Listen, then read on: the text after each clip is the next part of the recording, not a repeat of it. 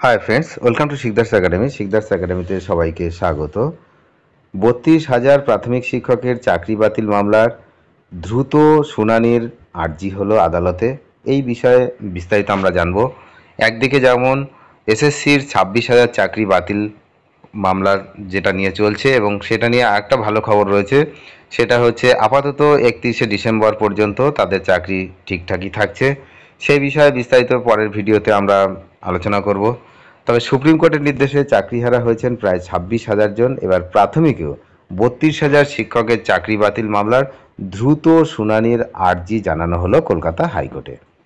গত বুধবার বিচারপতি তপব্রত চক্রবর্তী ও বিচারপতি ঋতব্রত মিত্রের ডিভিশন বেঞ্চে এই আর্জি জানালেন বঞ্চিত চাকরি প্রার্থীদের একাংশ। বৃহস্পতিবার অর্থাৎ আজ সব পক্ষকে নিয়ে ডিভিশন বেঞ্চে দ্রুত শুনানির আবেদন করার কথা মামলাকারীদের। এই প্রসঙ্গে বলে রাখি, 32,000 চাকরি বাতিল করেছিলেন কিন্তু বিচারপতি, সিঙ্গেল বিচারপতি, আপনারা জানেন তিনি 32,000 চাকরি বাতিল করেছিলেন, সেই অভিজিৎ গঙ্গোপাধ্যায়।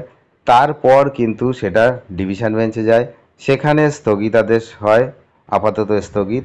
তারপরে আরেকজন বিচারপতি, যিনি কিন্তু তাকে সেই স্থগিতাদেশ 7ই এপ্রিল পর্যন্ত বাড়িয়ে দিয়েছিলেন, যদিও পরবর্তীকালে তিনি এই মামলা থেকে সরে দাঁড়ান।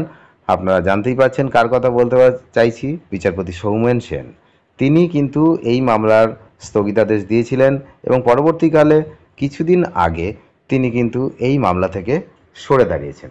তো তারপর কিন্তু বিচারপতি চক্রবর্তীর ডিভিশন বেঞ্চে এই মামলাটি রয়েছে। তবে 32,000 প্রাথমিক শিক্ষক মামলার শুনানির দ্রুত আবেদন জানানো হয়েছে এবং সব পক্ষকে জানিয়ে সব পক্ষকে সমস্ত কিছু বিষয় অবগত করে কিন্তু এই হাইকোর্টের ডেট নির্ধারণ করা হবে, এমনটাই আমরা জানতে পারছি। সেদিকে আমাদের নজর থাকছে। আপনারা নজর রাখুন যে 32,000 শিক্ষকের, প্রাইমারি শিক্ষকের ভবিষ্যৎ কী, সেদিকে আমরা যেমন তাকিয়ে রয়েছি, গোটা রাজ্য তাকিয়ে রয়েছে। আপনারা নজর রাখুন শিকদার্স একাডেমিতে। ধন্যবাদ।